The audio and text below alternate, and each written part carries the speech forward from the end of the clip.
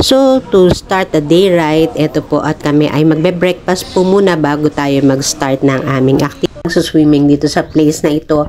Binigyan nga po kami ng tinapay. Akala namin pamerienda sa amin. Eto po yung whole group namin sa Boracay at kita nyo sa mga smile namin. Style kung paano nila ginagawa yung mga letters doon sa sand. Considering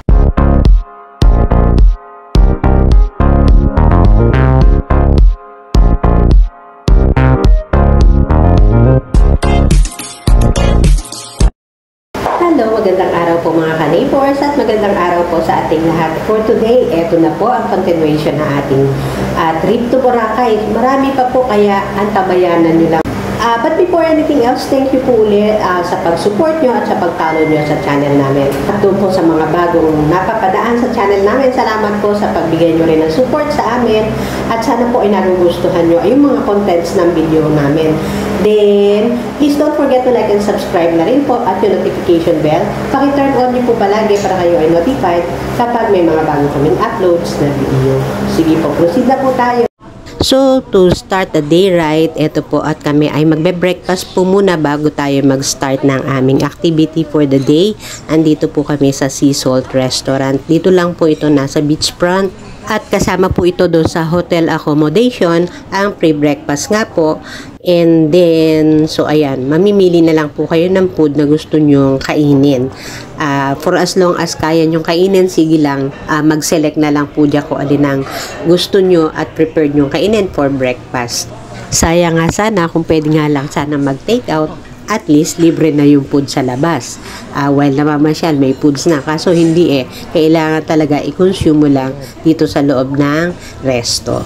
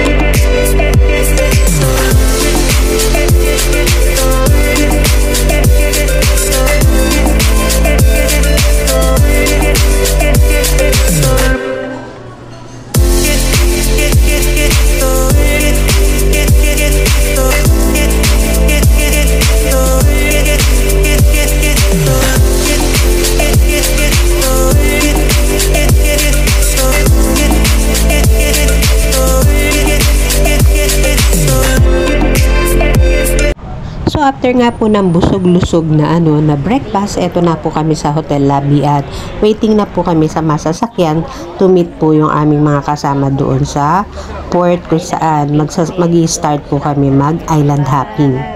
At eto nga po, pagdating namin dito sa port, ganito po ka-busy or ganito karami yung mga tourist na namamasyal dito sa Boracay. So non-stop po yan in a day. So, possibly everyday, ganyan po yung itsura ng Boracay. Sobrang busy. So, on board na po kami sa isang bangka at start na po kami sa aming island hopping. So, ayan, makikita nyo po yung mga islands along the way kung saan kami unang pupunta, kung saan island kami unang pupunta. At together nga po with the whole group, syempre expected mo na magiging napakasaya po nung island hopping na ito. Syempre magulo yung group, masaya.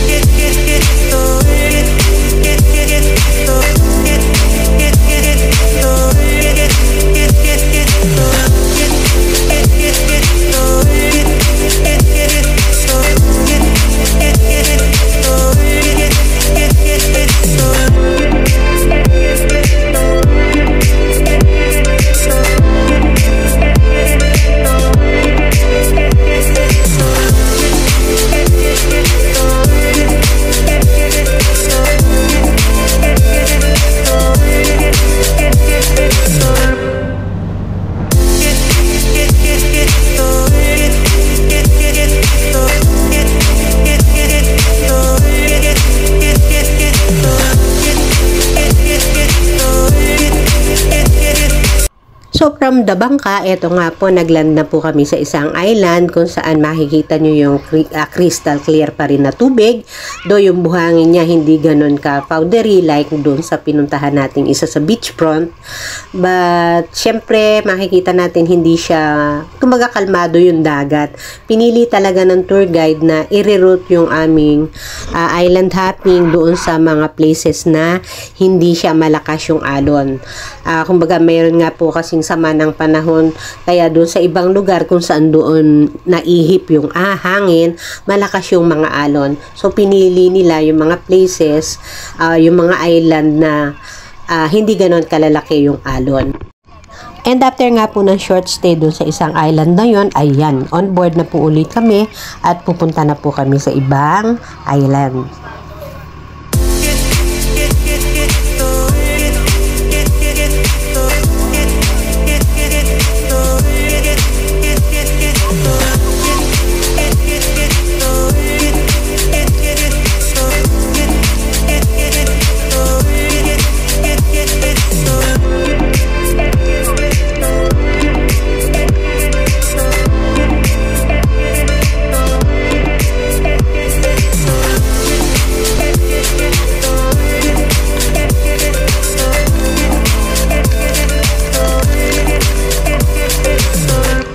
So dito, ayan, makikita nyo yung alon, hindi na po siya kalmante gagaya doon sa dagat kanina.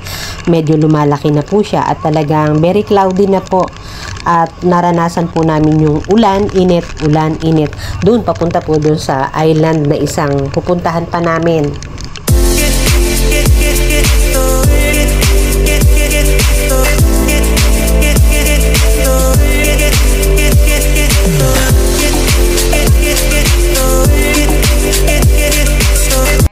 So, magi-snorkeling pala kami. I thought all the while na kami ay pupunta na sa isang island pa. So, ayan, dinala po kami doon sa isang place kung saan safe na mag-snorkeling. Ayan, sabi na husband ko, wag daw akong bibitiw doon sa lubid kasi provided po ng hagdan at lubid, 2 pares. So, ayan po yung makikita natin ng mga coral reefs, mga sea urchins at maliliit na fish. First time ko pong nakapag-snorkeling, kaya talagang ako magabago sa experience, masaya po. Magandang makita yung ilalim ng dagat. And complete naman po ng gadget, meron nga pong snorkeling mask at saka itong life vest para dun sa hindi marurunong lumangoy. Ayan, protection po yan at talaga nire-require nila na magsuot po niyan bago kayo sumakay sa bangka at pagbaba doon sa tubig syempre. At kailangan po tight din yung pagkakakabit kasi pag hindi siya mahigpit, may possibility po na mahubad yung pinaka-best, uus-us siya pataas. So, kung hindi po marunong lumangoy, magiging danger sa life, syempre yon. So, kailangan, it's a must na i-check po yung life vest bago kayo bumaba. Kailangan siya ay tight. At kita naman po sa galaw ng tropa na talaga nag-e-enjoy po dito sa pag-snorkeling, pag-swimming dito sa place na ito. Binigyan nga po kami ng tinapay. Akala namin pamerienda sa amin. Hindi pala po yun pamerienda, kundi siya ay pampakain sa isda para lumapit po yung mga maliliit na isda doon sa ilalim.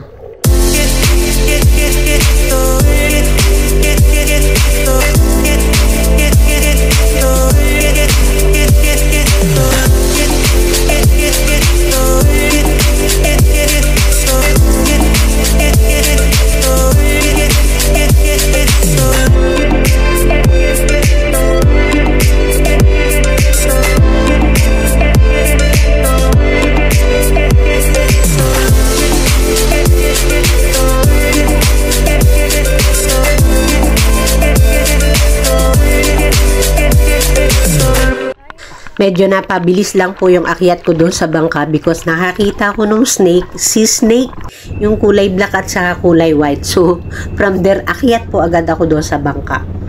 So, ayan, after snorkeling, ayan, alis na po kami at pupunta na po kami doon sa place kung saan naman kami ay kakain ng masarap na tanghalian.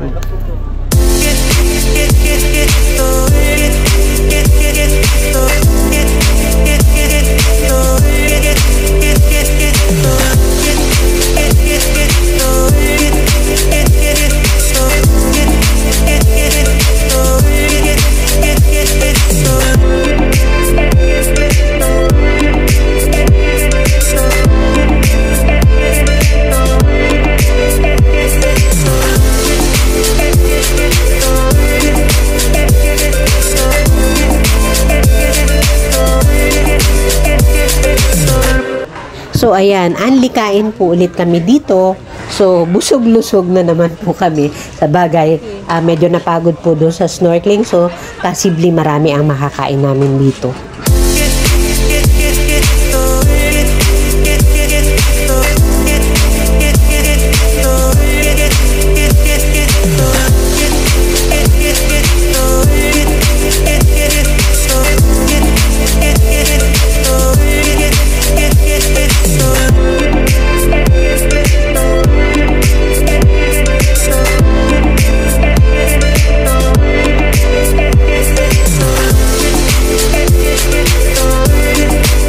Bale, ito po yung place kung saan famous itong mga malalaking kawa. Yung sumasakay yung mga tao doon sa loob ng kawa while may apoy doon sa ilalim. Yung tipo na kung kayo yung last na magpapapicture, mainit na po talaga yung kawa. Ito po yung whole group namin sa Boracay at kita nyo sa mga smile namin na talagang nag-enjoy po kami sa aming lakad na ito. At dito nga po namin namit yung mga bata na naggawa ng aming 6.21 TV doon sa sand ng Boracay. Ayan. So, ipakita po namin sa inyo kung paano nila artistically ginagawa yung mga letterings nila. Ayan, kung ako ang gagawa niyan, hindi po siya gana ng style. Very basic po yung gagawin ko. Pero tingnan nyo yung style kung paano nila ginagawa yung mga letters doon sa sand. Considering na sand po yun, so compacted po yung mga sand para hindi siya gumuho. And then, sanay na syempre sila doon sa mga request ng mga tourists kung ano man ang names or group ang ipapagawang name. Ayan, in this case nga po, yung channel name namin yung ipinalagay namin. So, ayan po yung 6421 in the making dito sa Boracay.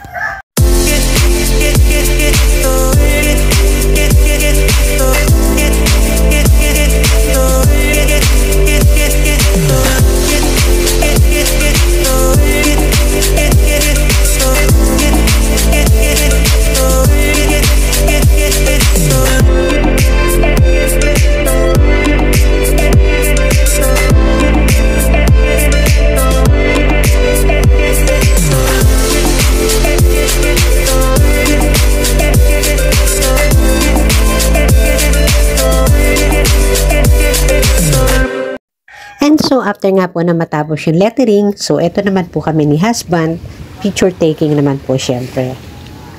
At di nga po nauubos ang talent ng mga bata since nahuhone nga po yung kanilang talent dito since sila yung local ng place. So, ayan, nagkakandak po siya ng human drone naman dito sa group. At nakakatuwa pong makita, ayan, in the making po yan. So, tingnan nyo kung paano nila ginagawa.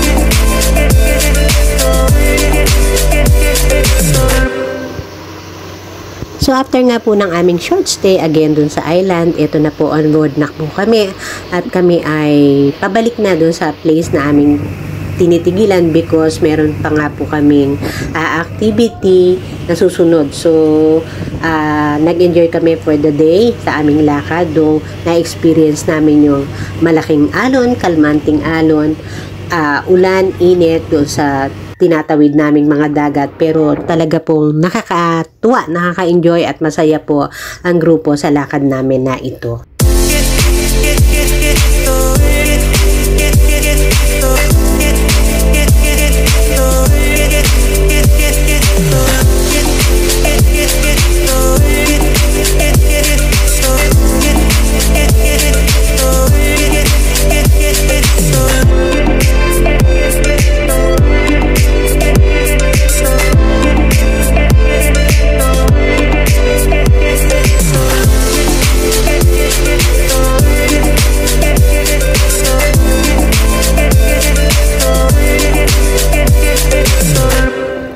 So sa nakikita natin, this proves na talaga napaka-busy po ng Boracay.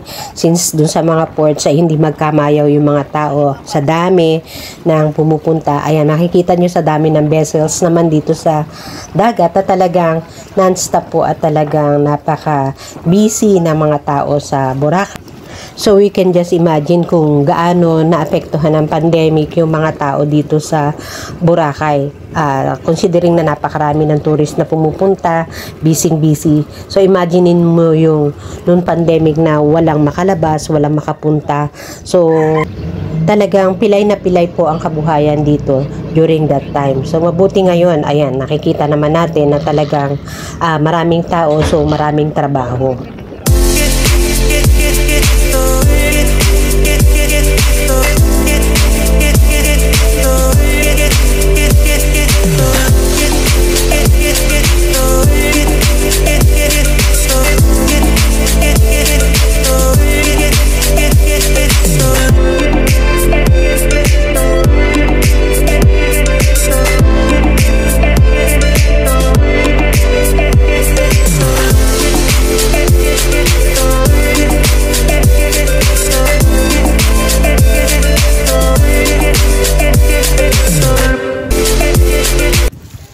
Ayan po mga ka-neighbors at naibahagi po namin yung mga ganap namin doon sa Boracay. Bale, marami po kami pinuntahang islands na magaganda. Hindi lang po ako nabigyan ng pagkakataon na maipakita sa inyo yung mga names o places ng mga islands na pinuntahan namin.